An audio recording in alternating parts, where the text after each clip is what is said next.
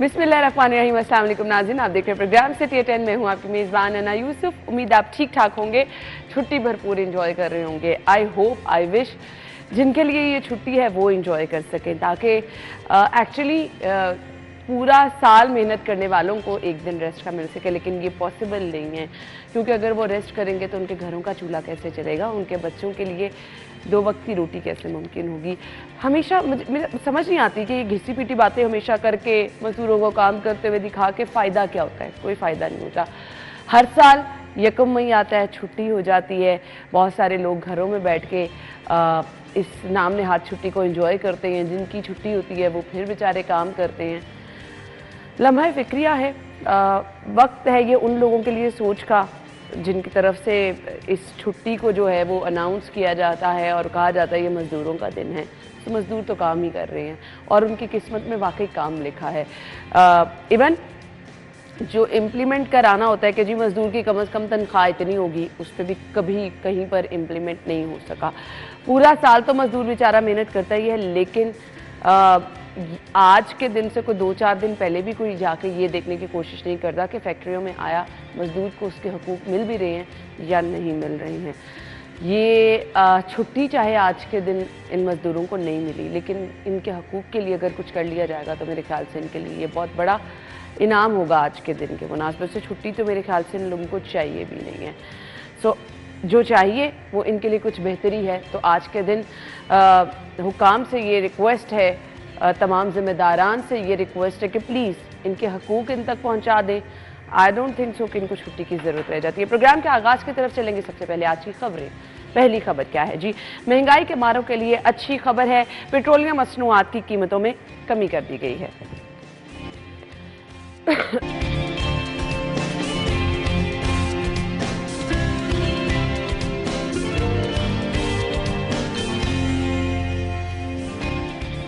दफा 144 का इख्तियार डीसी को वापस, बंदिश पर सख्ती से अमल दरामद का हुक्म।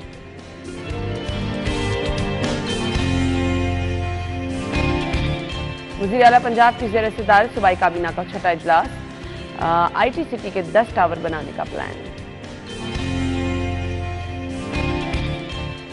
और वफाकी वज़ीर दाखिला का नादरा सेंटर ज़रार शहीद रोड कैंट का दौरा।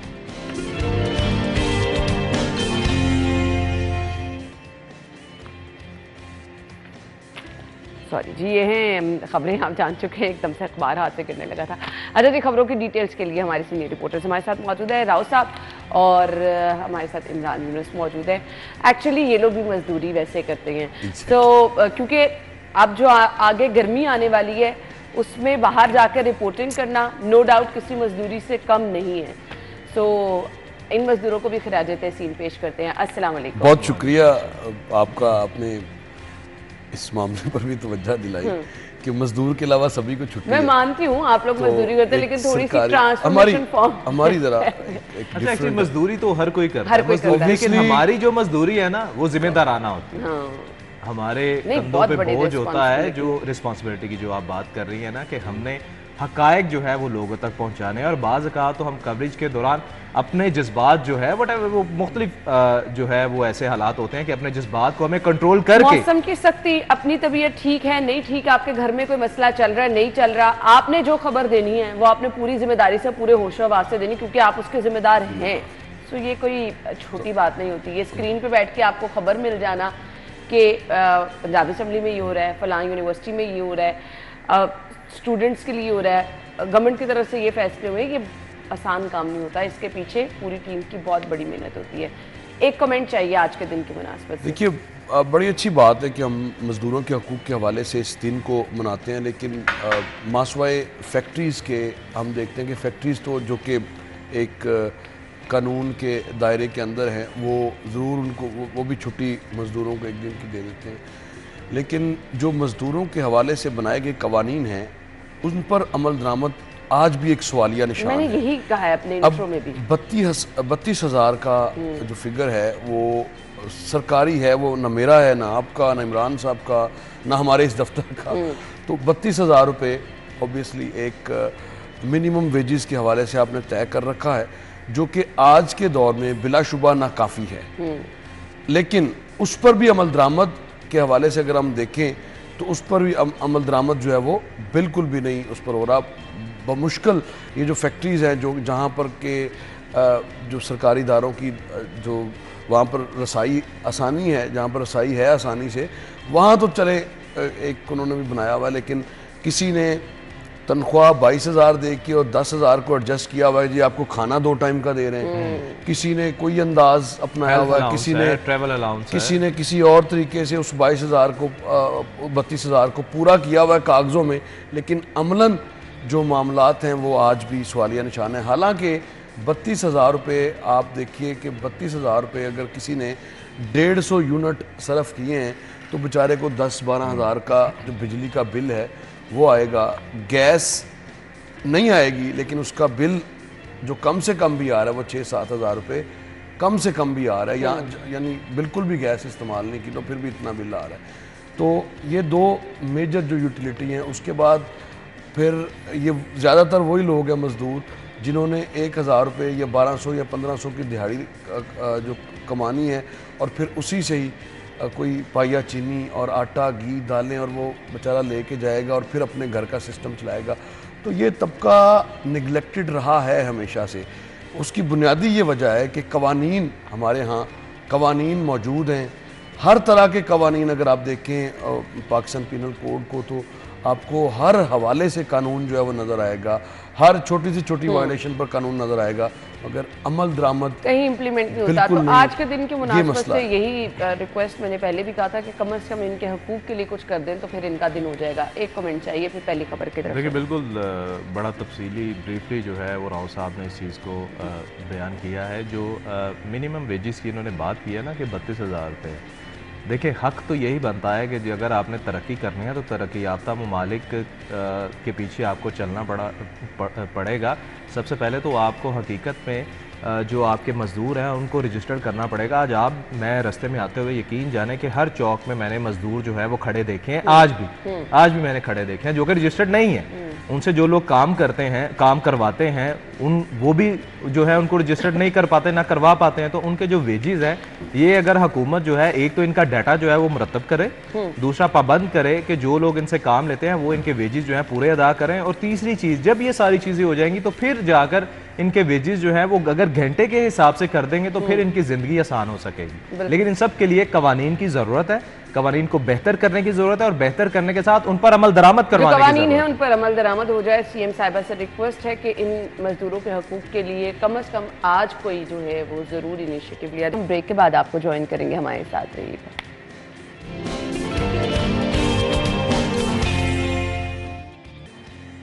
Welcome back. खबर है जी महंगाई के मारों के लिए अच्छी खबर, पेट्रोलियम मसनूआत की कीमतों में कमी। इस कमी को कैसा देखते हैं? अवाम का रद्दमल तो ये है कि अवाम कंपैरेटिवली कहती है कीमतों में अभी भी कमी होनी चाहिए। राव साहब देखिए, फ्रैंकली स्पीकिंग ये तो 5 रुपये की कमी आजकल के दौर में मैटर नहीं करती। हाँ, अभी कुछ अर्सा पहले ये पेट्रोलियम मसनूआत की कीमतों में 80-90 रुपये का डिफरेंस आया था।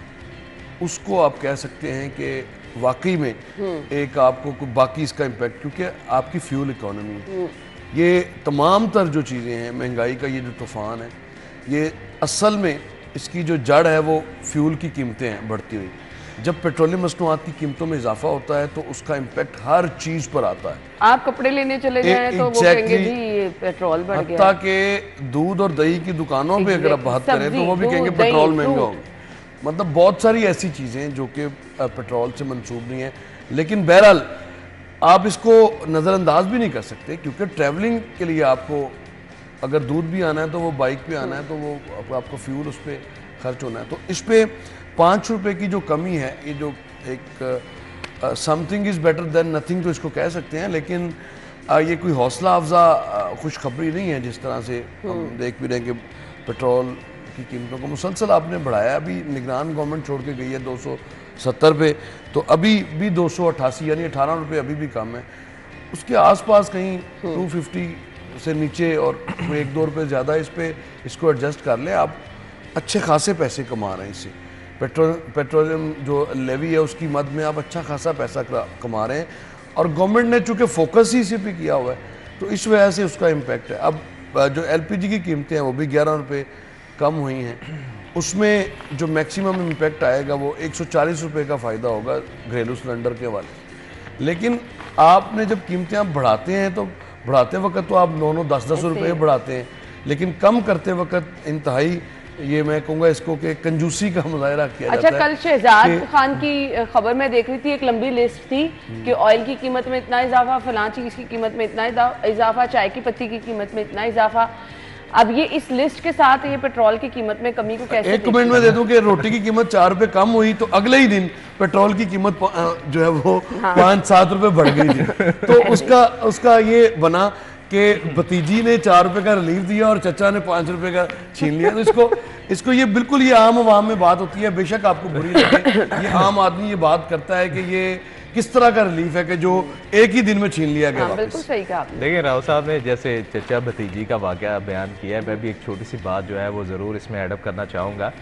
अक्सर हम दोस्त अगर आपस में बैठते हैं ना, मतलब हम नहीं, बेशतर लोग जो हैं दोस्त अहबाब में बैठते हैं तो वो हमेशा कोई बात सुनानी हो ना तो ये कहते हैं कि आपको हैरान करूं या परेशान करूं। तो मैं इस खबर के हवाले से भी पहले हैरान ये करूंगा कि महंगाई के इस दौर में पेट्रोल जो है वो 5 रुपये सस्ता हुआ है, डीजल 8 रुपये सस्ता हुआ है, एलपीजी के नर्ख जो है वो 11 रुपये कम हुए हैं, और घरेलू सिलेंडर जो है, जो कि खुशी की बात है कि घरेलू सिलेंडर जो है वो 140 रुपये कमी जो है उसमें की गई है। इम्प्लीमेंट भी करा दें। इस महंगाई में हम ये हैरान होते हैं। चलो आप रुके ना, 270 रुपए की रुके, ये तो हैरानगी वाली बात है ना।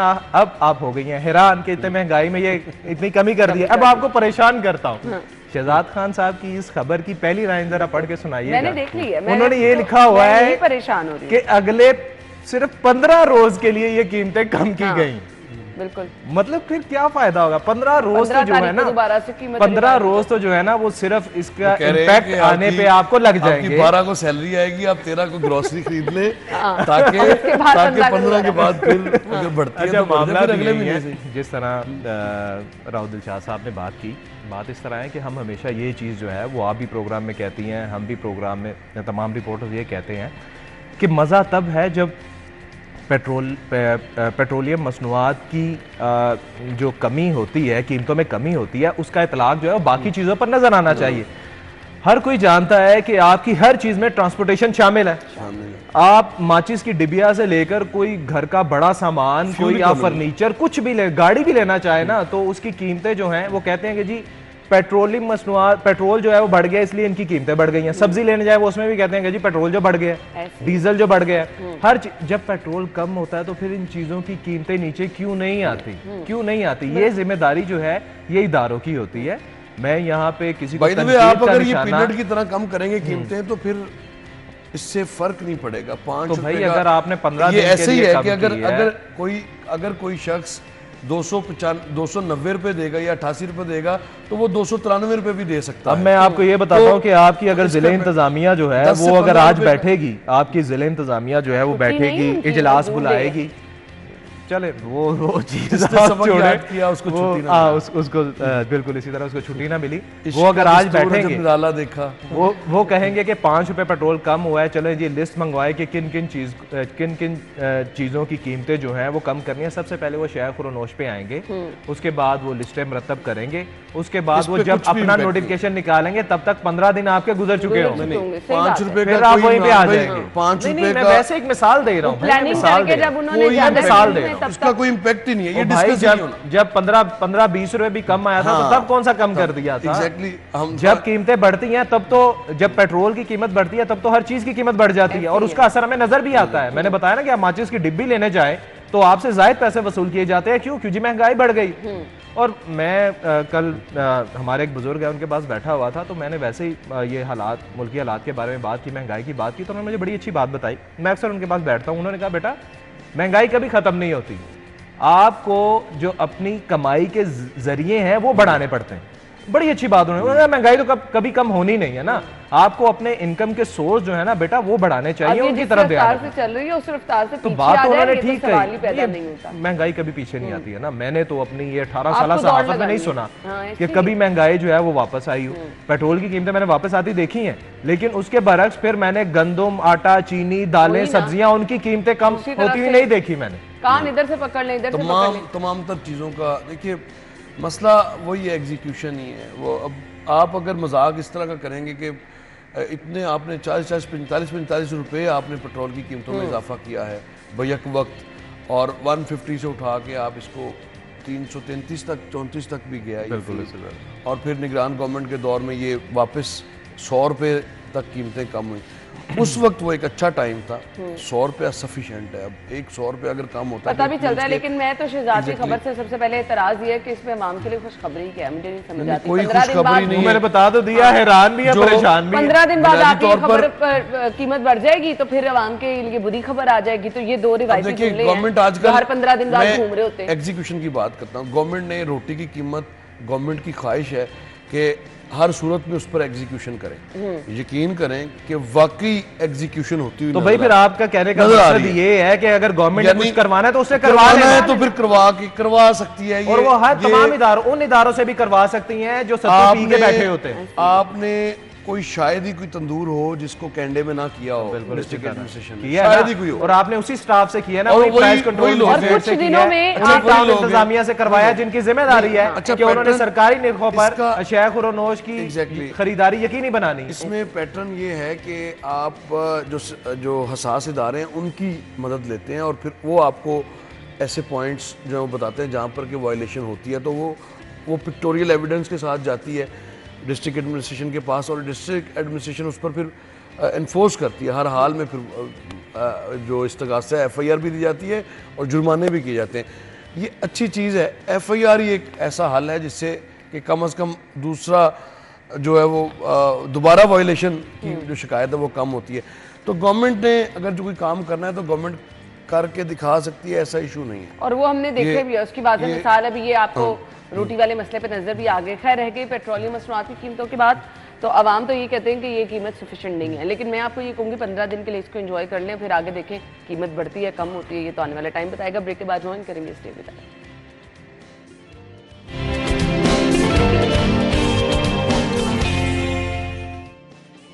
Welcome back. और वन डिश पर सख्ती से अब अमल दरामद के अहकाम जारी किए गए हैं और 144 का इख्तियार DC को वापस मिल गया है।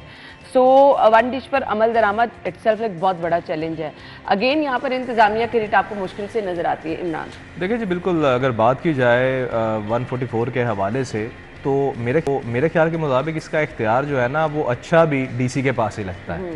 शहर की जिम्मेदारी उसके पास है, टाउन्स उसके अंडर है, मजिस्ट्रेट्स उसके अंडर है। लेकिन सवाल ये पैदा होता है ना कि वो इख्तियार को इस्तेमाल करके उसको इम्प्लीमेंट भी करा। भाई उन्होंने इख्तियार जो है ना, देखें बात इस तरह है कि उन्होंने इसको यूज़ कैसे करना है। ऑब्वियसली जो डायरेक्शंस उन्हें मिलेंगी वो तो उन्होंने करनी है, चाहे वो चीफ सेक्रेटरी से मिले या वज़ीर आला सेक्रेटेरिएट से मिले, उन्होंने तो उस पर अमल दरामद यकीनी बनाना है, तो वो बनाते भी हैं। हमेशा हमने तो यही देखा है कि जब भी ये इख्तियारात जो है सिटी डिस्ट्रिक्ट गवर्नमेंट के पास रहे हैं तो इस पर अमल दरामद भी हुआ है। मुख्तलिफ लोग जो हैं वो 10 से ज़्यादा लोग नहीं खड़े हो सकते, ये हो या कुछ स्पेसिफिक रोड्स हैं कि वहाँ पर मजमा जो है वो नहीं हो सकता, या कोई रैलियाँ जो है वो नहीं निकाली जा सकती। तो ऐसे कई मामलात हैं जिस पर जो है वो 144 जो है वो लगाई जाती है। और दूसरा वन डिश के हवाले से अगर बात करें तो हमने इस चीज़ में मैं माजरत के साथ, चूँकि मैंने बल्दियाती इदारे किए हुए हैं, कवर किए हुए हैं, तो मुझे इसमें कई मसाइल जो है ना वो भी पेश आते हैं। कई शिकायत जो हैं वो हमें वो भी मसूल होती हैं कि बाज़ औक़ात ये होता है कि कोई तो वन डिश की पाबंदी करता है और कोई नहीं करता। फार्म हाउसेज हैं, वहाँ पर वन डिश की खिलाफ वर्जी हो रही है, फिर थोड़े से जुर्माने होते हैं और फिर वो कुछ खाना भी ज़ाया होता है, और बाज़ औक़ात कई लोगों को इजाज़त भी मिल जाती है। तो अगर आप कोई कानून उस पर अमल दरामद करवा रहे हैं तो वो सबके लिए यकसा होना चाहिए, कहीं किसको रिलीफ नहीं मिलना चाहिए। क्योंकि राव साहब भी सिटी डिस्ट्रिक्ट गवर्नमेंट जो है वो एक अरसे से कर रहे हैं, इनको भी इन चीज़ का इदराक है कि कहीं पर ये पाबंदी जो है इस पर इसका इतलाक होता है और कई जो है वो बरीउज़िम्मा होते हैं। तो बात इस तरह है कि वन डिश के हवाले से अगर हम बात करें ना, इससे कई लोगों को आसानियाँ भी पैदा होती हैं। कुछ बेचारे जो है मजबूरी के तहत अपने बेटे या बेटियों की शादियाँ जो है वो कर रहे होते हैं, वो इस काबिल नहीं होते कि वो ज़्यादा खाने जो है ज़्यादा डिशेज बना सकते हैं। ये चीज़ें हमने खुद ऑब्जर्व की हुई हैं। बिल्कुल इसी तरह। राव साहब क्या अहकाम दिए थे? देखिए कल कैबिनेट की मीटिंग थी और इसमें काफ़ी ज़्यादा जो डिसीजंस हैं वो लिए गए कैबिनेट की जानिब से, और ये 144 चूँकि महकमा दाखिला का इख्तियार था तो इसको वापस जो अब DC को एक तो फौरी फैसले के लिए फौरी फैसला हो, और फिर डिप्टी कमिश्नर अगर जिस डिस्ट्रिक्ट में भी ये इसकी रिक्वायरमेंट है सेक्शन 144 की इम्पोज करने की, तो वो डीसी के पास इख्तियार हो ताकि फौरी तौर पर उस पर अमल दरामद को भी यकीनी बनाया जाए। तो ये बिल्कुल ये चूँकि डीसी इज़ गवर्नमेंट, तो फिर डीसी के पास ही ये इख्तियार ठीक है, इसमें कोई ऐसी कबाहत नहीं है कि ये। लेकिन जो दूसरी बात वायलेशन की आप कर रहे हैं यहाँ पे, वायलेशन के हवाले से नौबत क्यों आई कि गवर्नमेंट कल चीफ मिनिस्टर साहिबा ने खुद ये सबसे पहला जो हुक्मनामा जारी किया कि वन डिश की जो वायलेशन है वो उस पर उसके ख़िलाफ़ कार्रवाइयाँ की जाए। उसमें मसला जो है वो ये आ रहा है कि फार्म हाउसेस में बहुत सारी ऐसी फार्म हाउसेस हैं जहाँ पर शायद वो उनको कोई अदराक नहीं है गवर्नमेंट की रिट का, और वहाँ पे वाकई में गवर्नमेंट की रिट एक मसला है, उस पर क्वेश्चन मार्क है। तो इसकी वायलेशन जितनी बेहतर है, और फिर अब टाइमिंग की हवाले से भी जो वायलेशंस हैं वो भी रिपोर्ट हो रही हैं, तो दोनों ये चीज़ें साथ साथ है, वन डिश और वायलेशन। और वहीं पर वन डिश की वायलेशन हो रही होती है जहाँ पर टाइमिंग की वायलेशन, क्योंकि गरीब आदमी तो कर ही नहीं सकता ना। वैसे जो सिटी के बहुत सारे ऐसे जो होटल्स हैं, जो शादी हाल हैं, वहाँ पर अमल दरामद सख्ती से है, मगर जो फार एरियाज में हम देखते हैं कि बेदियां रोड है, बरकी रोड है, रायवन रोड, इवन जो फार्म हाउस और वगैरह फार्म हाउसेस की अगर बात करें तो वहाँ पर एग्जीक्यूशन पर आज भी सवालिया निशान बरकरार है। और जो मुतलका जून्स का अमला है वो जाता ज़रूर है और जाने की अपनी फ़ीस ज़रूर चार्ज करता है, मगर अमल दरामद के हवाले से ये नहीं है। तो हुकूमत को अगर जो डिस्ट्रिक्ट एडमिनिस्ट्रेशन है वो चाहे तो इस पर अमल दरामद में से मसला कोई नहीं है। बात वही आ गई ना कि अगर आप रोटी की कीमत जो है वो पूरे शहर में एक कर सकते हैं। ये वैसे हमने देखा है, अमल दरामद हमने देखा है, हुआ भी है, नहीं वायलेशन किसी कोई कर सका। तो इस पर अगर कर लें तो ये अच्छा ही है, क्योंकि आम आदमी के लिए तो वन डिश देना भी बड़ा मुश्किल हुआ। बिल्कुल ऐसे ही है। और ये जो शराफिया 5% शराफिया जो काबज है वसाइल पर मुल्क के, वो उनके लल्ले तल्ले हैं। कहीं पर क्वाली नाइट चल रही होती है, बिल्कुल ऐसे और क्वाली नाइट रात गए तक जारी रहती है, कोई पूछने वाला नहीं है। फिर उनके तो अब तो वो 3-4 दिन का फंक्शन ही रह गया शादियों का, ये 18-20 रस्मों पर मुश्तमिल शादियों का फंक्शन हो चुका हुआ, और सब लेट नाइट इसी तरह से। तो चलिए, अब डीसी साहब को इख्तियार मिला है तो इसके बाद देखिए क्या होता है। मुझे कमिश्नर साहब की नए कमिश्नर तैनात हुए हैं, एक कमेंट चाहिए, फिर ब्रेक की तरफ चलते हैं नए कमिश्नर के तैनाती पे। देखें, इस पर तो हम बड़ा ब्रीफली जो है वो बात करना चाहते थे, लेकिन अगर आप एक कमेंट मांग रही हैं तो बात यह है कि जब भी कोई नई गवर्नमेंट आती है वो अपने अफसरान जो है वो लेकर आती है इस उम्मीद के साथ कि ये बेहतर काम जो है वो करेंगे। लेकिन माजरत के साथ पिछले कई अरसे से जितनी भी हुकूमतें आई हैं ना, हमने ये देखा है कि किसी भी अफसर को बेचारे को 3 से 6 माह या 1 साल से ज़्यादा काम करने नहीं दिया जा रहा। ये साबिक कमिश्नर जो है इन्होंने तो काफ़ी वक्त जो है वो गुजार दिया, वो भी अल्लाह का शुक्र अदा करें कि निगरान गवर्नमेंट जो है उसने अच्छा सा काम जो है वो उनसे लिया। तो अगर वो काम कर रहे थे, चले अब जैद बिन मकसूद जो है वो कमिश्नर लाहौर तैनात हुए, अब इनको देखते हैं कि कब तक ये यहाँ पर रखेंगे। माजरत के साथ जब भी कोई किसी सिस्टम को समझता है ऑफिसर, उसको फिर तब्दील कर दिया जाता है। हमारे इदारों की बदहाली की सबसे बड़ी वजह ये, चाहे सेक्रेटरीज हों, अब आप ये देखें ना कि इसमें सारी ब्यूरोक्रेसी ना उन्होंने उखाड़ पछाड़ दिया। इसमें सेक्रेटरीज हैं, इसमें डिप्टी सेक्रेटरीज हैं, पुलिस ऑफिसर 12 हैं, पुलिस ऑफिसर भी जिनकी तादाद जो है 12 पुलिस ऑफिसर्स हैं। जब आप पुलिस ऑफिसर जो है बेचारों को समझने में टाइम लगता है, तब तक आप उनको फिर चेंज कर देते हैं। आप ठीक है, आप चेंज करें, आप बंदों को रखें। तब्दीलियां ज्यादा फ्रीक्वेंट, बिल्कुल ऐसे ही। देखिए आमतौर पर प्रैक्टिस तो ये है कि जब भी नई गवर्नमेंट आती है, ख्वाह वो निगरान गवर्नमेंट है, वो अपनी टीम बनाते हैं, उनका राइट भी है। लेकिन इस पर इस जो मुस्लिम लीग नून की हुकूमत आई है, खासतौर पर मरियम नवाज शरीफ की, तो इस पर क्वेश्चन मार्क ये चल रहा था कि इतने अरसे से कारकर्दगी की बुनियाद पर अगर आप करेंगे ना तो फिर वो चीज एक्सेप्टेबल है। कारकर्दगी की क्या बात करते हैं, यहाँ पे हमने देखा नहीं 5-5 दिन कमिश्नर नहीं तब्दील हुए। यहाँ पे उन्होंने तब्दील किए हैं जो कहते थे कानून की हुक्मरानी करेंगे। आपके सामने 10 कमिश्नर नहीं चेंज हुए। आप कितने अरसे में तो आईजी को मजाक बनाया हुआ था, चीफ सेक्रेटरी को मजाक बनाया हुआ था, सीसीपीओ मजाक बनाया हुआ था। ये बड़े होते हैं। आप देखिए, हर किसी का हक है वो अपनी टीम बनाए, लेकिन टीम जो है वो नालायकों पर मुश्तमिल नहीं होनी चाहिए, कारकर्दगी पर होनी चाहिए। भाई इसमें एक नाम है राजा जहांगीर का, जो कि जो सेक्रेटरी टूरिज्म थे, और टूरिज्म उनकी नाक के तले टूरिज्म डिपार्टमेंट का जो हशर हुआ है, जिसने जो कि सियाहत का डिपार्टमेंट जो कि आपके लिए ज़र मुबादला के हवाले से इंतहाई अहमियत का हामिल है। राजा जहांगीर साहब से सिर्फ ये पूछा जाए कि कितने आपने नए जो प्रोजेक्ट्स हैं जो टूरिज्म के हवाले से उन पर काम सर, किया आप है, नहीं आपके छोड़ नाक रहे, के उन्हीं तिले की बहाली के लिए नाक सब कुछ तले कर लिया है। करप्शन के अंबार लगते रहे, लेकिन किसी ने नहीं पूछा। और अब उनको सेक्रेटरी माहौलियात लगा दिया है, ताकि सेक्रेटरी माहौलियात एक, अब आपको पता है स्मोक का चैलेंजेस चल रहे हैं, तो वो कहते, वो क्या मिसाल है पिशौर और लाहौर वाली, तो वो मुझे लगता है कि वो इस तरह का, आपने right man for the right job के लिए आपको काम करना पड़ेगा।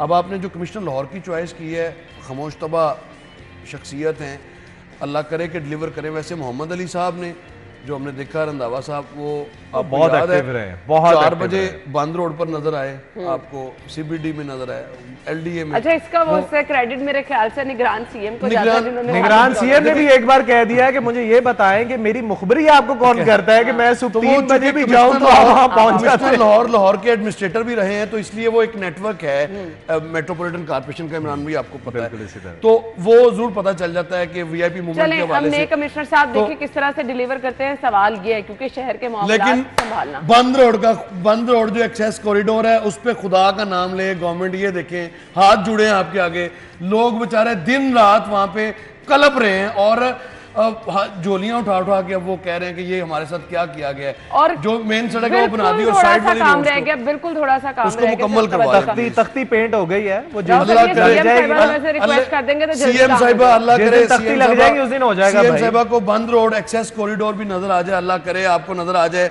वो पीछे छोड़ और आगे दौड़ वाली पॉलिसी को आप छोड़ें। ब्रेक के बाद जी हम आपको ज्वाइन करते हैं।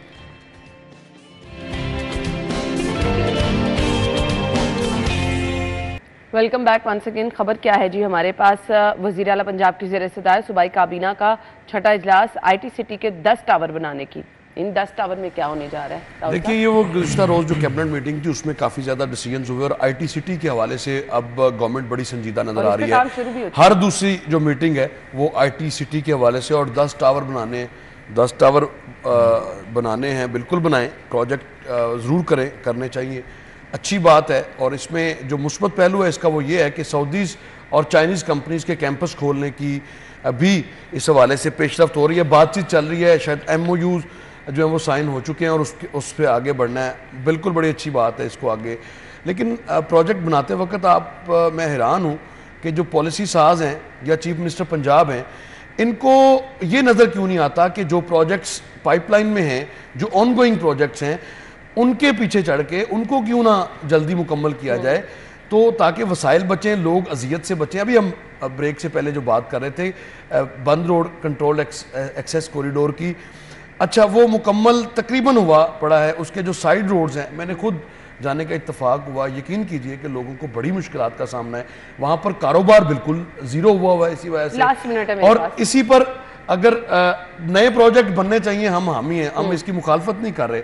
आईटी टावर 10 छोड़ के प्रोजेक्ट है, आईटी टावर 10 छोड़ के 110 बनाए, लेकिन जो इस तरह के लोगों को अजियत में मुब्तला करने वाले प्रोजेक्ट हैं उनको तकमील, ये जो आगे दौर और ताकि वहाँ की मैशत मुतासर ना हो, लोगों का रोजगार बड़ा डबल ट्रिपल जो बजट हो जाएगा, जो टाइम आप वेस्ट करते जा रही हैं, उसका रिस्पॉन्सिबल कौन है? देखिए, अगर आईटी सिटी के हवाले से बात करें, अगर आपने तरक्की करनी है तो ऑब्वियसली आपको टेक्नोलॉजी के मैदान में ना सिर्फ आगे आना पड़ेगा बल्कि तरक्की करनी पड़ेगी। और वो तरक्की आप कैसे कर सकते हैं? बिल्कुल ऐसी ही चीज़ें जो है वो मुतारिफ करवाकर आप बैनुल-अक़वामी जो कंपनीज हैं उनको प्लेटफॉर्म दें, ताकि यहाँ पर जॉब जो है वो निकले, जो यहाँ पर ब्रेन्स हैं वो यूटिलाइज हों। बिल्कुल, ऐसे हमारे पास बहुत टैलेंट है, सो ये अच्छी चीज़ है, लेकिन जो मंसूबे चल रहे हैं प्लीज़ उनको भी कंप्लीट करें, आम की मुश्किलात कम हो सके। थैंक यू सो मच नाज़रीन, ब्रेक और हेडलाइंस के बाद आएंगे।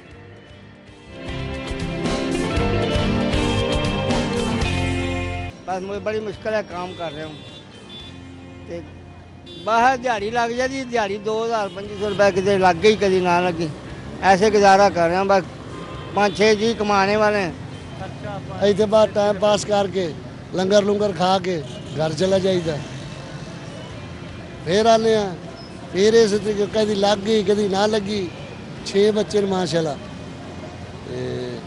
ये आज की तो मैंने हफ्ता होता पे दिहाड़ी लाई नहीं। जिन्हों के पास पैसा है, वड्डे लोग वो दब गए ने, कारोबार नहीं निकलता पाया, बहुत परेशान है। महीने जो कोई 2-4 दिहाड़ियाँ लग जांदियां ने, बाकी भी 25 दिन वेले बैठे रहते हैं। सुबह आते हैं यहाँ पे बैठे रहते हैं, काम नहीं लगता। एक तो महंगाई बहुत है, एक से ऊपर किराया बहुत है, मालिक मकान जहाँ किराए पे रहते हैं हम लोग, वो बिजली का बिल बहुत ज़्यादा आ जाता है। गरीब बंदा, दिहाड़ी तो लगती ही नहीं है। यहाँ लंगर आता है, खा पी के गुजारा कर लेते हैं, बच्चों के लिए लंगर ले जाते हैं। पहले मजदूरी थी 1200 रुपया, तो हुण तो लभदी नहीं, तो मजदूरी कितों आ जानी। महंगाई ने इतना कर दिता है। अगों दुकान वालों को सौदा लेने जाओ, उन्होंने अपने रेट बनाए होते हैं दुकान वाले ने। मजदूरी पाने में बहुत मुश्किल होती है। 15-15 दिन मजदूरी नहीं इधर मिलता। हाँ जी, कारोबार खत बंद हो पहले, कोई इधर हमें लेने नहीं आता। अगर मिल भी जाए तो वो पूरे पैसे नहीं देते। टमाटा कितने जा रहा है, घ्यो कितने जा रहे हैं, किराए कितने जा रहे हैं, बिल नहीं जा पूरे हो रहे हैं कितने। मगर 5-5 6-6 जी कान वाले ने, वो बंदा की करे की ना करे। महंगाई तोड़ दे, सब कुछ तोड़ दे। मैं भी थाली चुकता हूँ, सब थाली चुके हैं, बड़े गरीब सब मार चुके हैं।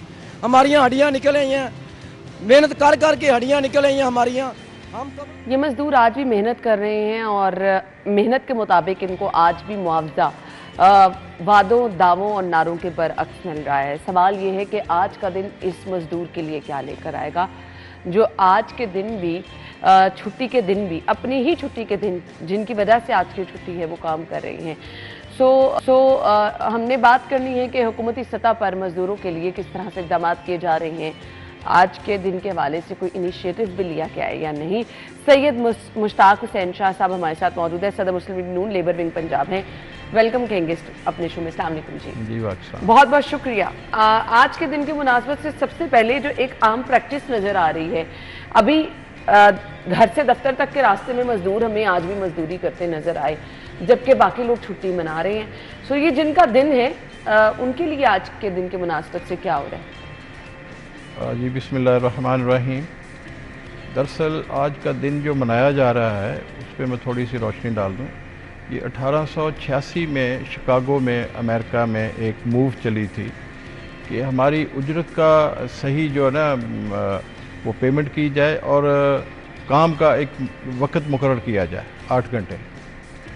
और उन्होंने एक पुरअमन एहतजाज शुरू किया। ये ग़ालिबन है मार्केट थी शिकागो की, और वही फिर पुरअमन जो एहतजाज था वो एक पुरतशद्दद जुलूस में हो गया, और उसमें सैकड़ों मज़दूर जो थे वो जान की बाजी हार गए। और उन लोगों ने जो कुर्बानियाँ दी उस वक़्त आज वो इम्प्लीमेंट हैं। मैं समझता हूँ कि 8 घंटे क़वानीन में मौजूद है, पूरी उजरत देना क़वानीन में मौजूद है, लेकिन इस पर पूरी तरह अब भी अमल दरामद नहीं हो रहा। जो 1886 की मूव थी वो अब तक मैं समझता हूँ कि नामुकम्मल है। मुख्तलिफ़ अदवार में मुख्तलिफ़ लोगों ने, ख़ास करके मियाँ नवाज शरीफ के बाद, मियाँ नवाज शरीफ ने इनिशिएटिव लिए थे मज़दूर के लिए। उन्होंने ग़ालिबन 88 में इन्होंने वर्कर वेलफेयर बोर्ड का क़याम अमल में लाया, उनके हुक्म से ये बना था। उसके तहत मैं समझता हूँ कि 30 से ज़्यादा रहायशी कॉलोनियाँ और 70 से ज़्यादा मज़दूरों के बच्चों के लिए स्कूल कायम है इस वक्त। वहाँ पे उनको लाने ले जाने का ट्रांसपोर्ट सिस्टम सारा मौजूद है। और सोशल सिक्योरिटी की हॉस्पिटल्स इस वक्त जो काम कर रहे हैं, लेकिन मैं समझता हूँ फिर भी वो नाकाफ़ी हैं, लेकिन उनमें दौरे जदीद की तमाम सहूलियात वहाँ पे मौजूद हैं अल्हम्दुलिल्लाह। तो अभी भी वो इन प्रोग्रेस हैं। और रहायशी कॉलोनियों में अभी 2015 में शहबाज शरीफ साहब ने 217 एकड़ पे मांगा रोड पे एक बहुत बड़ी रहायशी कॉलोनी की बुनियाद रखी, और वो अब तकमील के मराहल में है, ग़ालिबन मुकम्मल हो चुकी है, और वो मुफ्त रहायशी कॉलोनियाँ दी जा रही हैं। लेकिन इसके बावजूद इतनी आबादी है, इतने लोग हैं, और वसाइल हमारे वो सब के सामने हैं। जो मुल्क की इस वक्त मईशत जिस तरीके से चल रही है वो सब के सामने है। लेकिन हमारी जो मौजूदा गवर्नमेंट, मौजूदा चीफ मिनिस्टर साहबा मोहतरमा मरीम नवाज शरीफ साहबा, मैं समझता हूँ कि अपने वालिद मोहतरम और चचा से बढ़कर वो जज्बा रखती हैं और एक्टिव हैं जब से वो CM बनी हैं, और वो दिन रात मैं समझता हूँ कि 18 घंटे वो काम करती है। मुश्ताक साहब, सवाल ये है कि ठीक है CM साहबा काम कर रही है, मजदूरों के लिए क्या किया गया? उनकी तो जितनी मुशक्कत के मुताबिक उनकी तनख्वाह है वो कहीं यकीनी नहीं बनाई जा रही। दूसरी तरफ अगर हम देखें तो चाइल्ड लेबर एक बहुत बड़ा क्वेश्चन मार्क है, वो आपको आज भी हर जगह पर नजर आ रही है। इसका रिस्पॉन्स उसके बारे में मैं अर्ज़ करूँगा कि चाइल्ड लेबर ख़ास तौर पे बैकवर्ड इलाकों में भट्टों पे, ईंटों के भट्टों पे छोटे छोटे बच्चे काम करते थे। वहाँ पे चीफ मिनिस्टर जब थे मियां नवाज शहबाज शरीफ साहब, तो उन्होंने बड़ा सख्त नोटिस लिया उसका और ख़ुद भट्टों पे गए और वहाँ पे उन लोगों को अरेस्ट किया, FIRs दर्ज करवाई उन पे, और उनकी फलाह के लिए, उनकी वेलफेयर के लिए वहाँ पे उन्होंने स्कूल बनवाए और उनको यूनिफॉर्म और किताबें दी ताकि इनका रहन सहन तब्दील हो सके, लाइफस्टाइल इनका तब्दील हो सके। लेकिन बदकिस्मती ये है कि ये पॉलिसीज़ कंटिन्यू नहीं रहती, इसमें ब्रेक आ जाती है और जब वो हटे तो वो सारा सिस्टम भी हट गया। तो अब आपके वसातत से मैं सबसे ये गुजारिश करना चाहूँगा, वफाकी हुकूमत से भी, सूबाई हुकूमत से भी, चीफ मिनिस्टर साहबा से भी, कि वो जो मुनक़ते पॉलिसीज़ हैं जो वेलफेयर के लिए हैं, मज़दूर के लिए, मज़दूर के बच्चों के लिए हैं, उनको कंटिन्यू किया जाए और उनको मज़ीद बेहतर बनाया जाए। मज़दूर की उजरत कितनी अनाउंस की गई है? मज़दूर की उजरत 32,000 है। तो इस पे अमल दरामद हो रहा है? हाँ, अमल दरामद हो रहा है, लेकिन कुछ जगहों पे नहीं भी हो रहा। लेकिन मैं समझता हूँ कि 32,000 रुपया भी नाकाफ़ी है। आज हमारा प्रोग्राम है यही 1 मई के सिलसिले में, मज़दूरों से इज़हार यकजहती के सिलसिला में, तो वहाँ पे हम अल्हम्दुलिल्लाह वहाँ पे रखेंगे हम मुतालबात CM साहबा से कि ये कम से कम मिनिमम 40,000, वो भी काफ़ी नहीं है, लेकिन कम से कम 40,000, ताकि अपना कुछ ना कुछ वो औकात कार बेहतर कर सके अपने। सही।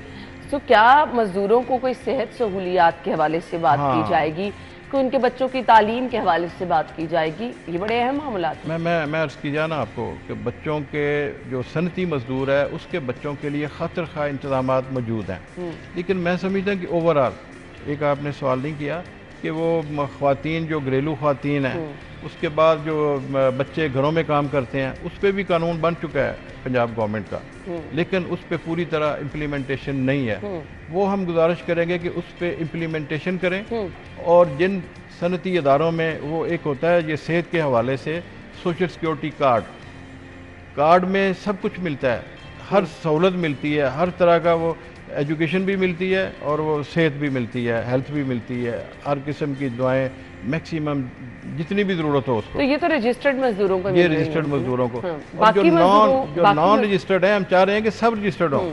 जैसे इस वक्त वेस्ट मैनेजमेंट जो है ना लाहौर की, वहाँ पे पिछले दिनों मेरी CO साहब से मुलाकात हुई, उन्होंने कहा जी कि हमारा हर मज़दूर रजिस्टर्ड है। तो ये उस अदारे की रिस्पॉन्सिबिलिटी बनती है जहाँ वो काम करते हैं कि उनको सोशल सिक्योरिटी के साथ रजिस्टर करवाएं। वो उसमें थोड़ी सी मैं समझता हूँ कि माजरत के साथ कि बददियानती करते हैं कि मज़दूर को रजिस्टर नहीं करते, उनको कंट्रीब्यूशन देना पड़ता है सोशल सिक्योरिटी डिपार्टमेंट को, और वो अगर 500 बंदा काम करता है वो 100 को रजिस्टर करवा लेते हैं, बाकी ऐसे ही चलते हैं। उसको कभी डिसकंटिन्यू किया, कभी कर लिया, कभी ले लिया, तो वो बड़ी ज़्यादती है मज़दूर के साथ। सही। सो वो मज़दूर जो क्या छुट्टी के दिन भी काम करें, उनके लिए क्या कहना चाहेंगे? इधर मैं उनके साथ इज़हारे हमदर्दी करता हूँ, उनसे मैं प्यार करता हूँ कि मज़दूर को उसका माकूल मुआवजा वो भी घरों से हम नहीं देने को तैयार। अब देखिए, अगर 1,000-1,500 रुपया दिहाड़ी है जिसकी, आज के दौर में, आज इस होशरबा महंगाई के दौर में, देखो किस तरह गुजारा करता है। इसलिए हमें उनके साथ इंतहाई रहमदिली के साथ पेश आना चाहिए। जो घरों में काम करते हैं, जो डोमेस्टिक लेबर है, ये राजगिरी में अच्छा, करते हैं। अब क्योंकि आप सदर हैं मुस्लिम लीग नून लेबर विंग के, तो आपको लगता है कि क्या सिर्फ आज के दिन भी इजहार यकजहती कर लेना, ये जिस तरह अभी रैली आप देख रहे हैं मजदूरों से इजहार यकजहती के लिए निकाली गई है, या फिर रोस्टम पे खड़े होकर ये कह देना कि हम मजदूरों के साथ हैं, ये काफ़ी है? नो, ये काफ़ी नहीं है। अल्हम्दुलिल्लाह मैंने बहुत काम किया है मजदूरों के लिए। जब चीफ मिनिस्टर थे अपना शहबाज शरीफ साहब, इनसे मैंने इसी अलहमरा हॉल में मैंने उनसे गालबन 3 लाख एडहॉक कॉन्ट्रैक्ट लेबर थी, उसको मैंने रेगुलर कराया। 3 लाख मजदूर का रेगुलर होना, इसका मतलब है कि 3 लाख ख़ानदान इसी तरह से वो होते रहे हैं। तो अभी आज भी हमारा एजेंडा है कि हम चीफ मिनिस्टर साहबा के सामने अपने मुतालबात रखेंगे। जो चलें जी, हम के दुआ गो हैं कि कुछ मजदूरों की भलाई के लिए आज के दिन की मुनासिबत से कोई बड़ा डिसीजन हो जाए ताकि इन लोगों के लिए भी कोई फायदा हो। और अभी तो उन्होंने चार्ज संभाला है और वो पॉलिसीज अपनी तरतीब दे रही हैं, और पिछले दिनों से मतलब ना वो ऐसी लेबर पॉलिसी पे भी काम कर रही हैं। तो इंशाल्लाह ताला उनके साथ जी उम्मीद है कि जी मजदूरों के लिए कुछ बेहतरी आएगी। बहुत बहुत शुक्रिया आपके वक्त के लिए। नाज़रीन, ब्रेक होगी, ब्रेक के बाद हम आपको ज्वाइन करेंगे। तो हम अपने सेगमेंट में शामिल करेंगे। हमारे मेहमान भी आगे चल के ज्वाइन करेंगे हमारे साथ में।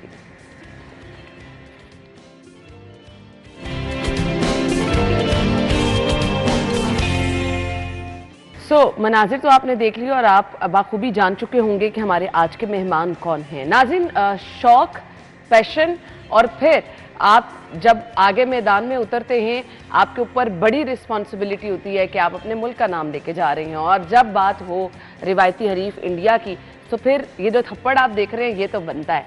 नाज़रीन, हमारे पास हमारे आज के जो मेहमान मौजूद हैं हमारे साथ स्टूडियो में, जिनसे आज हम गुफ्तगू करने वाले हैं, बहुत ही ज़बरदस्त हमारे आज के मेहमान हैं।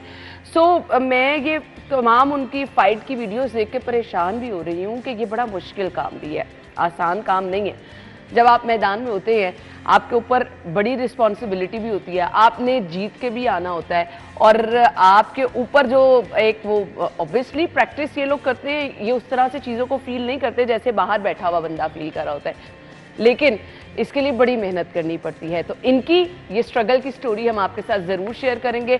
हमारे मेहमान शाहज़ेब रिंद ने हमें ज्वाइन किया है, MMA फाइटर हैं, अपने शो में वेलकम करेंगे। अस्सलाम वालेकुम। वालेकुम अस्सलाम, thank you for having me on your show. Thank you so much, आपके वक्त का भी बहुत बहुत शुक्रिया।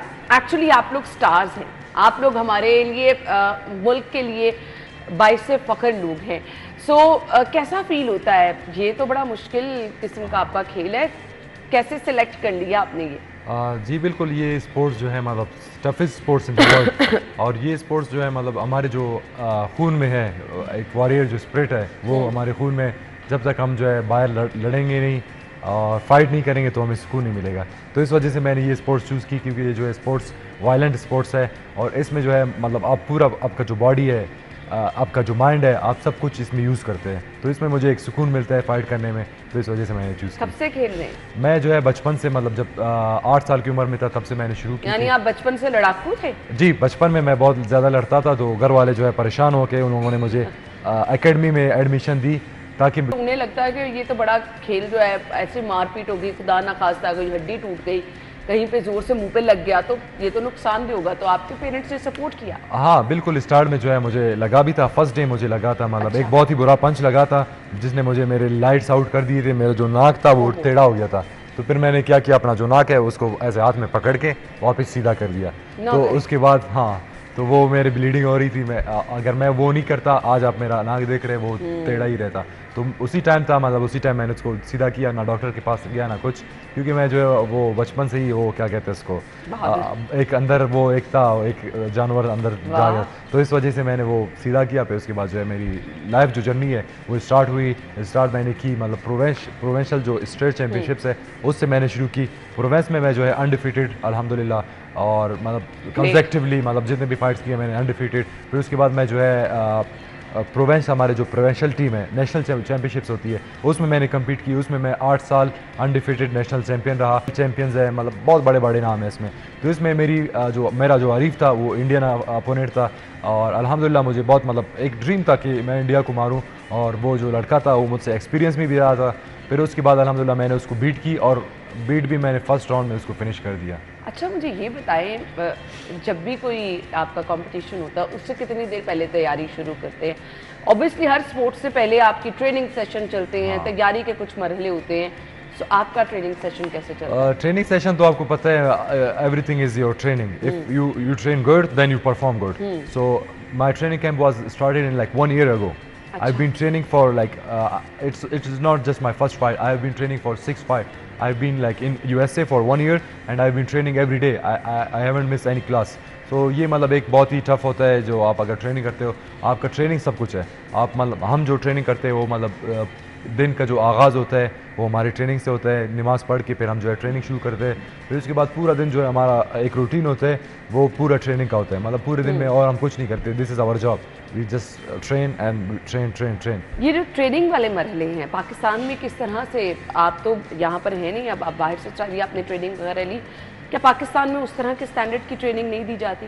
जी, पाकिस्तान में मतलब हमारे पास एक तो इंफ्रास्ट्रक्चर नहीं है और हमारे पास जो फैसिलिटीज़ है वो नहीं है। उसके बाद जो हमारी जो कोचेज़ है, अगर आप बाहर के देखते हो वो जो है उनका जो एक्सपीरियंस है और जो उनका टेक्निक है, यहाँ पे हम टेक्निक यूज़ नहीं करते। यहाँ पे हम जो मतलब डिफरेंट चीज़ें होते हैं जो हमें स्पोर्ट्स में हेल्प नहीं करती, वो हम यूज़ करते हैं। तो जब मैं बाहर गया मेरी आंखें खुली, मतलब मैंने जो कोचेज़ है उनका एक्सपीरियंस देखा, उनका जो ट्रेनिंग मेथड है वो देखा, और जो हमारे वहाँ पे ट्रेनिंग पार्टनर्स होते हैं वो मतलब वर्ल्ड क्लास फाइटर्स होते हैं। तो उनके साथ कम्पीट करना, उनसे सीखना, मतलब ये नहीं है सिर्फ आप ट्रेनिंग करते हो, आपको कोचेज़ की भी ज़रूरत है, आपको ट्रेनिंग पार्टनर्स की भी ज़रूरत है। जब आप उनके साथ ट्रेनिंग करोगे तो आप उनसे कुछ सीखोगे, वो आपसे कुछ सीखेंगे। तो ये जो है लर्निंग प्रोसेस जो है चलता रहता है। तो इससे आपका जो गेम है वो भी इम्प्रूव होता है, जो आपके जो पार्टनर्स हैं उनका गेम भी इम्प्रूव होता है। पाकिस्तान में कैसा टैलेंट आप देखते हैं? क्योंकि इसको मुश्किल भी समझा जाता है, इसको थोड़ा महंगा भी कंसिडर किया जाता है एमएमए को। सो हमारे पास टैलेंट है क्या इस गेम में? पाकिस्तान में टैलेंट तो मतलब बहुत ही ज़्यादा है। मुझे आप अगर देख ले, मैं जो है किस जगह से निकला हूँ और मैं कहाँ पहुँचा हूँ, और जो लड़के अमेरिका में रहते हैं वो पूरी ज़िंदगी वो वहाँ पे ट्रेनिंग कर रहे होते हैं। Best coaches, best diet, best nutrition, everything is perfect. हम जो है यहाँ से मतलब सूखी रोटी खा के, मतलब जो हमारे जो खुराक है वो भी मतलब उनसे कई कम है ना। तो यहाँ से निकलना और वहाँ पे कम्पीट करना, ये इटसेल्फ आपको बताता है कि हमारे पास कितना टैलेंट है, और हमारे पास बहुत ही टैलेंट है। और अल्हम्दुलिल्लाह इस फाइट में मैंने और भी कोशिश की। हमारे जो पाकिस्तानी फाइटर्स है, एज ए कैप्टन मैं 2 और फाइटर्स को लेकर आया पाकिस्तान से, उनको भी मैंने मौका दिया ताकि वो भी जो है अपना जो टैलेंट है वो भी दिखा सके। ज़बरदस्त ज़बरदस्त। सो अब तक का आपका सबसे यादगार कोई मुकाबला जो आपके लिए भी टफ हो, मतलब आपने भी कहा कि भाई नहीं ये तो जीत के जाना है? बिल्कुल, ये जो मेरी रिसेंट फाइट थी ये मतलब ये मैं एक वो था, सोच रहा था कि मैं ये मतलब जो मेरा अपोनेंट था उसका रिकॉर्ड भी मुझसे ज़्यादा था और वो हमारा अरीफ ममालिक भी था। तो ये मेरे लिए टफ था क्योंकि प्रेशर भी बहुत ज़्यादा थी, आवाम का प्रेशर था, और मतलब हर जगह से मुझे प्रेशर मिल रही थी। जब आप अरीना में जाते हैं वहाँ पे आप क्राउड देखते हैं, आप जो है हैरान हो जाते हैं। जब क्राउड आपका नेम ले रहा होता है शाहज़ेब शाहज़ेब, और जो एक पैशन होता है क्राउड के अंदर, वो आपको जो है मतलब वो एक बहुत ही बड़ा प्रेशर होता है। वो not everyone can deal with this. और उससे पहले जो प्रेशर होती है तो मतलब बहुत ही बड़ा प्रेशर था। वो प्रेशर भी होता है, वो रिस्पॉन्सिबिलिटी होती है, और आप चाहते हैं वो आपके नाम के नारे, आपके मुल्क के नाम के नारे ज्यादा। बिल्कुल, वो एक बहुत ही बड़ी रिस्पॉन्सिबिलिटी है। मैं पूरे मुल्क को रिप्रेजेंट, मैं itself I am not representing my self, I am representing like Pakistan, the whole nation. So everyone burden is on me, on my shoulders. So I have to perform good. So everyone knows like Pakistan is something. खाने पीने के शौकीन हैं, क्योंकि इस तरह के sports में तो फिटनेस सबसे बड़ा जो है वो एक एलिमेंट होता है ना। सो कैसे अपनी फिटनेस पे काम करते हैं? बिल्कुल, खाने का तो बहुत ही बड़ा एक वाइटल रोल होता है, जिसमें आप जो है आपका जो डाइट है वो सबसे मेन चीज़ है। तो मैं जो हूँ, मेरा जो डाइट होता है, मैं मतलब स्पोर्ट्स में मैं कुछ भी कर सकता हूँ। समटाइम कुछ टाइम ये भी होता है जिसमें मैं जो है 4 दिन कुछ नहीं खाता। अच्छा। क्योंकि you have to lose weight. और मैं आपको एक मज़े की बात बताऊँ, जो मेरा लास्ट फाइट था उसमें एक दिन में मतलब रात की शाम 9 बजे से सुबह 9 बजे तक मैंने जो है 20 पाउंड्स कम किए वज़न, 11-12 kgs मैंने एक रात में कम किए। तो अगर आप वेट कम करोगे तभी आप जो है आपको एंट्री मिलेगी। ये तो नया रिकॉर्ड आपने बना दिया, एक रात में किस तरह आपने ये वेट कम किया? बिल्कुल, ये एक प्रोसेस होता है। ये जो है 1 वीक पहले शुरू होता है। हम जो है वाटर लोडिंग करते हैं अपनी बॉडी को, मतलब ये जो है एक पार्ट ऑफ गेम है। आपका जो वेट है उसमें आपको जो है लाना पड़ता है वेट। और मज़े की बात यह है, नेक्स्ट डे आप जो है 20 पाउंड गेन करते हो। अच्छा। ताकि फाइट वाले दिन आपको जो है उसमें एज मिले, एनर्जी मिल जाए। अच्छा, खाने पीने की रूटीन वैसे नॉर्मली आपकी क्या रहती है? खाने पीने की रूटीन में ज़्यादातर जब ट्रेनिंग में होता हूँ तब मुझे कार्ब्स ज़्यादा चाहिए होती है। कार्ब्स मैं ज़्यादा इंटेक करता हूँ ताकि, क्योंकि हम बर्न बहुत ज़्यादा करते हैं। तो मेरा जो ट्रेनिंग सेशन, मैं दिन में 4 मील्स या 3 मील्स लाजमी लेता हूँ, ताकि जो मेरे बॉडी से जो वो चीज़ें निकली है वो वापस मैं इंटेक कर सकूँ। और ट्रेनिंग के बाद जो है मैं प्रोटीन लेता हूँ। ट्रेनिंग के बाद प्रोटीन लेते हैं।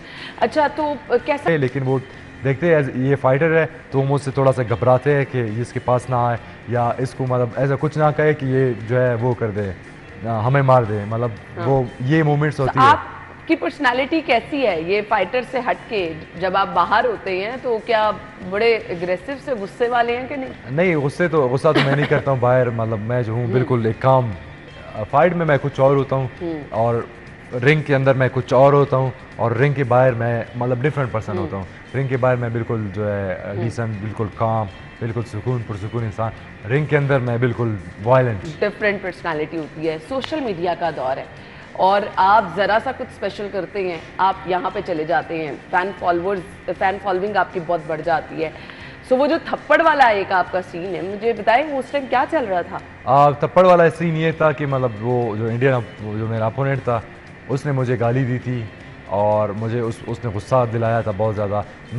पहले से मैंने सोचा था एक मैसेज मैंने देना है पूरी दुनिया को, लेकिन फिर मैंने जो प्रेस कॉन्फ्रेंस में जो मेरा अपोनेंट था तो उसने बहुत ज़्यादा बदतमीज़ी की, बहुत गालियाँ दी। फिर मैंने उसको प्रेस कॉन्फ्रेंस में भी ये कहा कि आपकी कंट्री से मुझे वो नहीं है, आपसे मुझे पर्सनल है, तो मैं आपको जो है रिंग में जो है ये शो करूँगा। और मैंने रिंग में उसको शो भी किया और फाइट के अंदर उसने मुझे जो प्रेस कॉन्फ्रेंस थी उसमें उसने मुझे पुश किया तो मुझे गुस्सा चढ़ गया। फिर मैंने उसको जो है टाइट थप्पड़ मारी ताकि नेक्स्ट टाइम मुझे पुश ना करे। गुस्सा भी उतर गया और आपका जो खेल वाला एक वो था वो भी हो गया और आप सोशल मीडिया पर भी ज़बरदस्त था वो। कैसा लगता है सोशल मीडिया पे लोगों का फीडबैक? फीडबैक तो अल्हम्दुलिल्लाह बहुत ही मतलब बेहतरीन फीडबैक है, हम पॉजिटिव लोग बहुत। एक टाइम होता था ना कि आपका एक इवेंट हुआ उसके बाद लोग आपके बारे में, अब तो सोशल मीडिया का दौर है, फौरन पता चल जाता है। सो कैसा लगता है? बिल्कुल बहुत ही अच्छा, मतलब बहुत ही ज़बरदस्त लगता है कि लोग जब आपके साथ आपको रिस्पेक्ट देते हैं, मतलब आपको आपने जो काम किया है उसको सराहते हैं, उसको पॉजिटिव फीडबैक मिलती है तो उससे खुशी होती है। एज अ रोल मॉडल अभी जो मैं एक पाकिस्तान का जो हमारे यंगस्टर्स हैं उनके लिए एक रोल मॉडल बन चुका हूँ। तो अब ये मेरे ऊपर डिपेंड करता है कि मैं पाकिस्तान को जो हमारे यंगस्टर्स हो उनका माइंड किस तरफ ले जाता हूँ। बिल्कुल आपने सही कहा, ये बड़ी बड़ी रिस्पॉन्सिबिलिटी थी। सलमान खान के साथ में आपकी तस्वीरें देख रही थी, सो कैसे मुलाकात हुई उनसे और क्या वो भी आपके फैन निकले? जी बिल्कुल, सलमान खान मेरी फाइट में मौजूद थे। वो जो मेरे फाइट जब हुआ था वो बैक स्टेज पे बैठे थे, जब मेरी फाइट हुई वो फ्रंट रो पे आके बैठ गए और वो बहुत ही इंटरेस्ट ले रहे थे मेरी फाइट को, मतलब देख के उनको बहुत ही मज़ा आ रहा था मेरे फाइट देखने में। और उसने मुझे कहा कि मतलब आप जब वर्कआउट कर रहे थे मुझे अंदाज़ा हो गया था कि you are gonna smash him because of your confidence. तो उनसे बहुत अच्छी मुलाकात हुई। फिर उनकी टीम के साथ भी हमारी मीटिंग हुई, उनसे भी हमने सेल्फी, उसकी टीम ने मेरे साथ सेल्फीज़ वगैरह ली, तो बहुत ही अच्छा एक पॉजिटिव उनकी तरफ से एक फीडबैक मिला।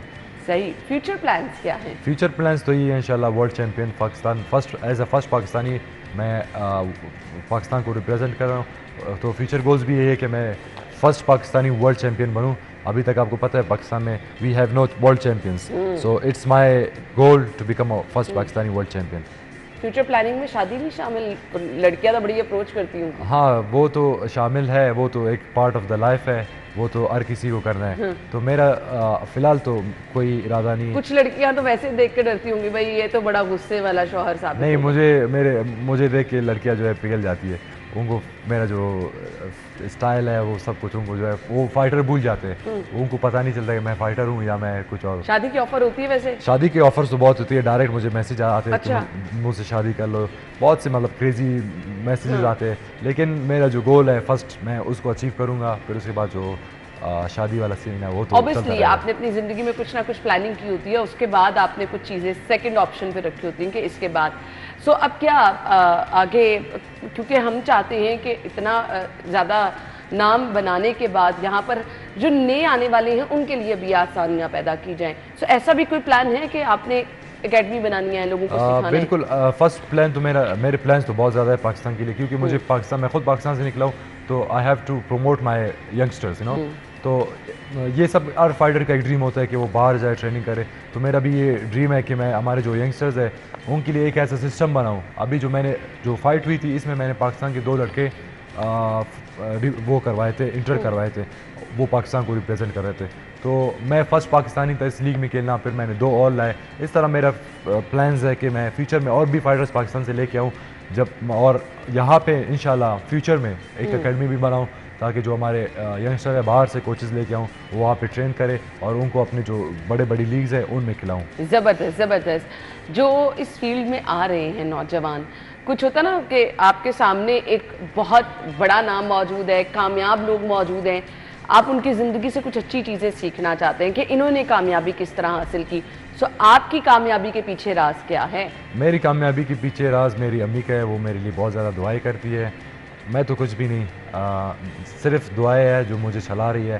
तो अपने घर, अपने फैमिली, अपने जो पेरेंट्स है उनको जो है रिस्पेक्ट करे, उनको मतलब प्यार दे, वही आपका जो की ऑफ सक्सेस, एक वही रास्ता है।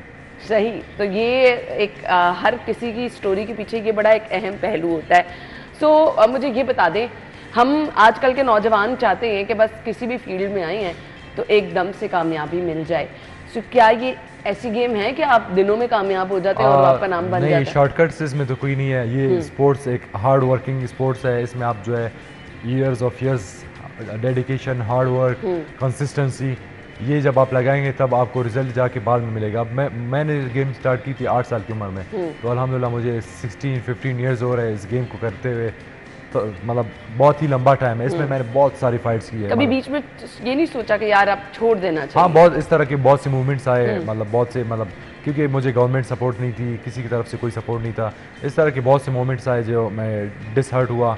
लेकिन मैंने अपना जो गोल है वो मैंने नहीं छोड़ा। मैंने कहा नहीं, मुझे जो है एंड तक पहुंचना है। ये तो जस्ट शुरुआत है। किसी ऐसी इंजरी से भी आप परेशान नहीं हुए कि जिसके बाद फैमिली ने कहा हो या आपने सोचा हो कि नहीं ये खतरनाक है, इसको छोड़ना है? इंजरी एक मुझे हुई थी। मेरा फाइटर था, अफगानिस्तान के खिलाफ मेरी फाइट थी। मैंने उसको किक मारी थी चिन पे, उसका जो चिन है वो टूट गया था, और जो मेरा शिन था जिधर से मैंने किक की थी वो बिल्कुल वो हो गया था, क्या कहते हैं उसको, बिल्कुल ख़राब हो गया था। मतलब उसके जो दांत थे वो मेरे पैर में इतने इन हो चुके थे, और उसका जो ये पूरा चिन्ह है वो टूट गया था। फिर मेरा जो है लेग था, 1 साल तक मैंने यूज़ नहीं किया था। इससे थोड़ी मुझे वो हुई थी कि मैं मतलब ये मेरा, मैं चलाता भी हूँ यही पैर जो मेरा फेवरेट है, तो उससे मुझे थोड़ी हुई थी कि यार मैं अब जो है बस करना है ये वो। लेकिन फिर बाद में जो है वापस एक वो होता है ना हंगर अंदर से। ऑब्वियसली आपके अंदर जो पैशन होता है वो फिर आपको बैठने नहीं देता। मैसेज क्या होगा देखने वालों के लिए? मैसेज तो ये होगा कि मतलब आप अपने जो गोल्स है अपने ऊपर बिलीव करें। आप सबसे इम्पोर्टेंट चीज़ अपने ऊपर बिलीव करें। अगर आप अपने ऊपर बिलीव करेंगे तो दुनिया आपके ऊपर बिलीव करेगी। ऐसे ही अगर आप खुद शक में है कि आप अपने ऊपर बिलीव नहीं करते तो दुनिया तो दूर की बात है। तो ये कामयाब मिसालें हमारे पास बैठी हैं जो मेहनत, लगन और फिर इसके साथ साथ अपने आप को मनवाने का जज्बा लेकर अपना नाम बनाकर पूरे मुल्क का नाम रोशन कर रहे हैं। जहाँ कहीं पे भी जा रहे हैं छा रहे हैं। सो हमारे लिए तो ये बाइसे फ़ख्र है ही है, पूरी कौम के लिए बाइसे फ़ख्र है। Thank you so much, good luck. जो आपने प्लान किए हैं बड़े ज़बरदस्त प्लान हैं आपके लिए, नौजवानों के लिए, पाकिस्तान के लिए। सो हम दुआ गो हैं कि आप अपने इन प्लान्स में कामयाब हो। थैंक यू सो मच, बहुत बहुत शुक्रिया आपके वक्त के लिए। नाज़रीन, ब्रेक के बाद ज्वाइन करते हैं, आगे बढ़ेंगे, अगला सेगमेंट शामिल करेंगे, आपको बताएंगे आज के भाव।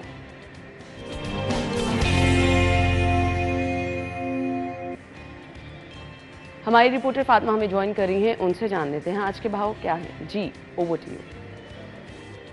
इस वक्त मैं ओपन मार्केट में मौजूद हूँ जहाँ पे सब्जियों के रेट जो है वो आसमान से बातें कर रहे हैं। हर चीज़ की कीमतों को जहाँ पे पड़ लग गए हैं, वहाँ पे 2 वक्त का खाना भी जो है शहरियों के लिए बर्दाश्त करना मुश्किल से मुश्किल तर होता जा रहा है। आज की रेट लिस्ट देखकर भी कुछ यूँ ही मालूम हुआ। उसको हमने जो यहाँ पे जितने भाव में बिक रही हैं सब्जियाँ उससे मिलाया तो खासे जो है इजाफे में फ़रोख्त की जा रही हैं। आलू की बात कर लें तो आलू की कीमत जो है वो 75 रुपये मुकर्रर की गई है सरकारी नरखनामे में, लेकिन 95 रुपये में फ़रोख्त किया जा रहा है। प्याज की बात कर लें 150 रुपये मुकर्रर किया गया है, लेकिन 250 में फ़रोख्त किया जा रहा है। टमाटर की सरकारी कीमत 60 रुपये फ़ी किलो मुकर्रर की गई, लेकिन ओपन मार्केट में 60 रुपये इजाफे के साथ 120 में फ़रोख्त किया जा रहा है। अदरक की बात करें 585 रुपये मुकर्रर किया गया, लेकिन उसके बावजूद 700 रुपये में किलो के हिसाब से फ़रोख्त किया जा रहा है। लहसुन सरकारी कीमत 630 रुपये मुकर्रर की गई, लेकिन 150 में फ़रोख्त किया जा रहा है। लेकिन अगर हम मटर की सरकारी नरखनामे में बात करें तो 210 रुपये की बजाय 300 रुपये में फ़रोख्त किया जा रहा है। ये वो लहसुन, अदरक, टमाटर, प्याज की बात करें तो ये वो सब्ज़ियाँ जो मसाला के तौर पर हर वक्त इस्तेमाल होती हैं, लेकिन उसकी कीमतें भी जो हैं वो ज़ायद से ज़ायदतर होती चली जा रही हैं। दूसरी सब्ज़ियों के हवाले से अगर बात करें, गाजर चाइना सरकारी कीमत जो है उसकी 53 रुपये मुकर्रर की गई, लेकिन 105 रुपये में फ़रोख्त किया जा रहा है। मज़ीद अगर बात करें अना सब्जियों के हवाले से तो मेथी की सरकारी कीमत 90 रुपये मुकर्रर की गई है, लेकिन 110 रुपये में फ़रोख्त किया जा रहा है। इसके अलावा अगर हम सब्ज़ मिर्च की बात करें जो कि हर चीज़ में इस्तेमाल किया जाता है, 95 की बजाय 280 में फ़रोख्त किया जा रहा है। लीमू 220 की बजाय 310 में फ़रोख्त किया जा रहा है। और हर दुकान में इसका हिसाब एक नहीं है, अलग अलग दुकान में जो गिरां फरोश है वो मनमानी कीमतों में गना ये सब्जियों को फ़रोख्त कर रहे हैं, जिससे यहाँ पे जो ग्राहक मौजूद हैं उनका यही कहना है, उन यही गिले शिकवे करते हुए नज़र आ रहे हैं कि इंतज़ामिया इसमें खामोश तमाशाई बनी हुई है, वो चेक एंड बैलेंस रखे तो यूँ ना हो। अब उनकी प्राइस कंट्रोल कमेटियों से शहरियों की ये दरख्वास्त है कि सरकारी नरखनामे में जितना हो सके अमल करवाया जाए ताकि 2 वक्त का जो सालन होता है घर का, जो ये खुराक होती है वो बर्दाश्त की जा सके। थैंक यू सो मच, आपने हमें सब्जियों की कीमतें बताई। ब्रेक के बाद आपको ज्वाइन करेंगे, स्टे विद अस।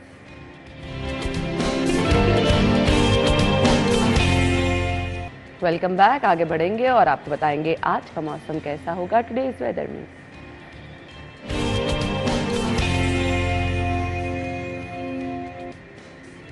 मौसम की सूरत हाल मायदा बता रही हूँ, ओवर टू यू। बिल्कुल मौसम की सूरत हाल से अगर आगाह किया जाए आपको, तो मौसम के थोड़े से मिजाज निराले देखने में नज़र आ रहे हैं। सुबह के औकात में जब सूरज निकलने से पहले हल्की हल्की ठंडी हवाएं चल रही होती है, लेकिन जैसे सूरज निकलने का वक्त होता है तो सूरज जो है वो हल्का हल्का निकलता है और बाद में तेज़ अपनी आबोताब के साथ चमकता हुआ भी दिखाई देता है। अभी फिलहाल जो टेम्परेचर रिकॉर्ड किया जा रहा है वो 20 से 25 के दरमियान जो है वो रिकॉर्ड किया जा रहा है, लेकिन आज ज़्यादा से ज़्यादा जो जाने के इम्कानात जाहिर किए गए हैं महकमा मौसमियात की जानिब से, वो 35 डिग्री सेंटीग्रेड तक जाहिर किए गए हैं। लेकिन उसी के साथ साथ जहां सूरज अच्छा खासा चमकता हुआ दिखाई दे रहा है, अपनी किरणें शहरियों पर जो है वो डाल रहा है और जिससे शहरी भी थोड़े परेशान दिखाई दे रहे हैं। वहीं पर हवाएं भी साथ साथ चल रही हैं, 10 किलोमीटर फी घंटा की रफ्तार से ठंडी हवाएं भी चल रही हैं, जिससे शहरी जब उनको थोड़ी गर्मी लगती है तो लेकिन बाद ही में जो उसको ठंडा हल्की हल्की ठंडक का एहसास भी होने लगता है। ओवरऑल इसी तरह से मौसम देखने में नज़र आ रहा है, लेकिन जिस तरह रात होती है, रात में मौसम जो है वो अब थोड़ा सा बेहतर रिकॉर्ड किया जा रहा है। गुज़श्ता रात भी जो है वो अच्छी ठंडी हवाएं चलती रही, जिससे शहरी जो है उनके मिजाज खुशगवार दिखाई दे रहे थे। लेकिन उसी के साथ साथ जो है वो अच्छी खासी गर्मी दोपहर के औकात में देखने में नज़र आती है। जिसी तरह से 12 बजते जाते हैं अच्छी खासी शहर में गर्मी भी देखने में नज़र आ रही है, जिससे शहरी निढाल होते हुए दिखाई दे रहे। तो माहिरीन की जानिब से कुछ एहतियाती तदाबीर पर अमल करने का भी कहा जा रहा है। खास तौर पर जब शहरी बाहर निकलें तो सन ग्लासेस का इस्तेमाल लाजमी करें और पानी का इंटेक जितना हो सकता है वो हमारे शहरियों ने करना है, क्योंकि मौसम बदल रहा है। कभी हल्की हल्की ठंडक देखने में नज़र आ रही है और कभी बादल और सूरज के दरमियान आँख में चोली का सिलसिला जारी है और कभी सूरज जो है वो अच्छा खासा चमकता हुआ। थैंक यू सो मच मायदा, मौसम की सूरत हाल आपने बताई।